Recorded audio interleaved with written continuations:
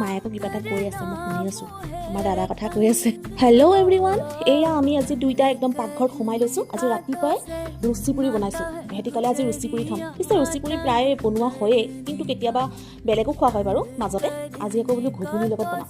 ঘুগুনিৰ লগত ৰুচি পুৰি বনালোঁ, এয়া বাঢ়ি আছোঁ। মায়ে আকৌ জোল খায়, মানে মায়ে ৰুচিটো মানে তিয়াই তিয়াই খায়, নহ'লে মানে খাব নোৱাৰে। সেইকাৰণে অকণমান জোল সৰহকৈ দিছোঁ। এইফালে গাখীৰ গৰম কৰিছোঁ। সেইফালে গাখীৰকণ বোলো মালে উলিয়াই লওঁ। প্ৰথমতে মাকে গাখীৰকণ দি লওঁ, তাৰপাছতে ল'ৰা ছোৱালীকো দিম। এয়া আকৌ কালি পাপা আহিছিলে, পাপাই ঘৰৰে গাখীৰ অকণমান লৈ আহিছিলে। মানুহজনক সেইফালে দিলোঁ।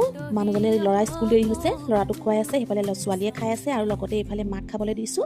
মাক খাবলৈ দি মই প্ৰথমতে মাক গাখীৰকণ দি ল'লোঁ। এতিয়া বোলো বাপেকক দি থৈ আহোঁগৈ পুৰিকেইখন। সেইবুলি মায়ে আকৌ কিবা এটা কৈ আছে, মই শুনি আছোঁ।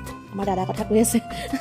এইবোৰ কিবা কিবি আৰু শাহু বোৱাৰীৰ কথা ওলাই থাকে নহয়। এইফালে আকৌ ৰাতিপুৱাই ল'ৰা ছোৱালী স্কুললৈ ওলোৱা সময়কণত ভগৱানৰ গান এটা লগাই থওঁ, শুনি ভাল লাগে।